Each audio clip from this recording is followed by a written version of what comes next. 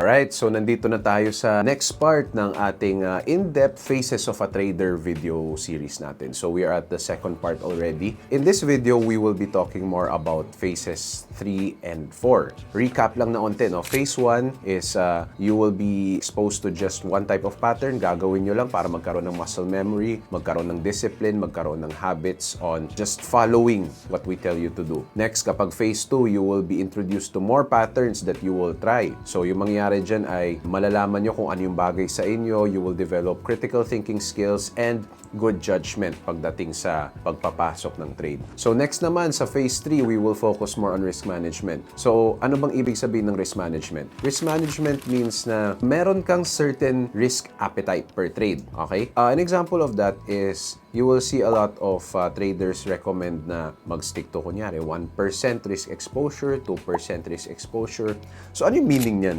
Risk exposure na yan. Basically, risk exposure refers to magkano ang max stop loss mo or magkano yung max na matatalo mo kada trade. So for example, meron kang account balance of $1K. And let's say for example lang, 2% ang iyong risk exposure kasi this will be subjective. This depends on the person. So let's say 2% ang risk exposure nyo. Ano ba ang 2% ng 1,000? 2% ng 1,000 ay nasa 20. So what does that mean? That means kada trade mo, ang max na pwede mong italo ay $20 lang. So kung lumampas ka ng $20, let's say umabot ng $30 yan, edi hindi ka na nag-stick sa risk exposure mo. What we want to teach the student here is to decide kung hanggang saan yung kaya niyang sikmurahin na risk. That's why we start first. Okay, mag-start ka muna, mag-try ka muna 1% risk exposure. Pag 1%, tingin mo kaya mo, let's try 2%. 2%, medyo okay ka pa. Sige, push natin to 3%. 3%, medyo okay ka pa. Push natin to 4%. Ay, 4%, medyo na-feel ko na yan. Okay, sige, na-feel mo na yung 4%. Do you want to stop or do you want to go to 5%? Coach, try ko 5%.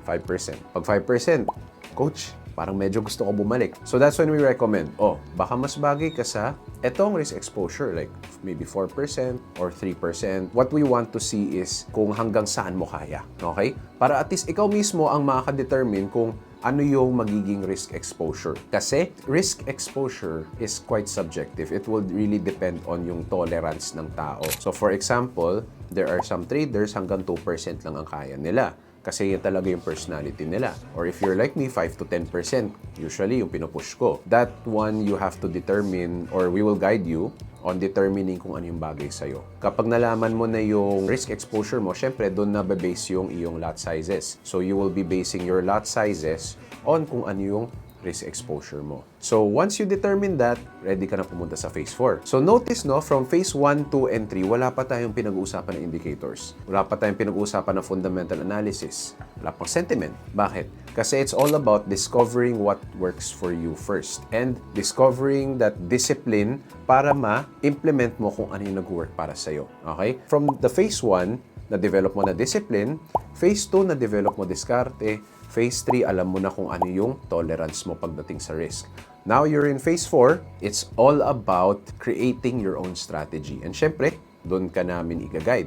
So, pag sinabing creating your own strategy, you have your basic knowledge of Forex already. Alam mo na paano magbasa ng market. So, pwede na tayo magdagdag ng extra confirmations using indicators. We can use tools as well. Tools like Fibonacci, trend lines, supply and demand. Pwede tayo magdagdag ng indicators like the RSI, the stochastic. We can add in fundamental analysis para mas malalim yung iyong alamin, or pwede tayo magdagdag pa ng sentiment analysis and then i-mix natin together. Ang important dito sa phase 4 ay when we have a mix or a combo for our strategy, ibabacktest natin. So, ibabacktest natin kung effective talaga siya before. So, once na-determine natin na effective naman yung gusto nating mix, maganda yung win rate based on our backtest, then ifo-forward test naman natin.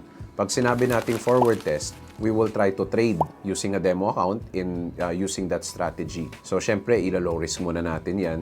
And then, itatest natin kung talagang effective siya in the present market. So, once meron na tayong forward-tested data, meron na tayong back-tested data, then we already have a strategy that we can just rinse and repeat. Now, etong strategy na yan, that's why sinasabi ko, no, mas okay na hindi talaga manggaya ng strategy kasi the mix that you will create will really depend on yourself, your own personality. Mga mentors naman, ang goal ng mga mentors lang is to guide you to understand what mix works for you. So as long as alam mo na paano magbasa ng chart, then you have a mix kung ano yung mga indicators or other types of analysis na gusto mong isama-sama together, yan na yung sarili mong strategy. And that will really work for you. That's our phase 3 and phase 4 na medyo in-depth explanation. So sa next video naman, pag-uusapan natin kung anong gagawin mo kapag phase 5 ka na. Abangan mo yan. I'll see you in the next video.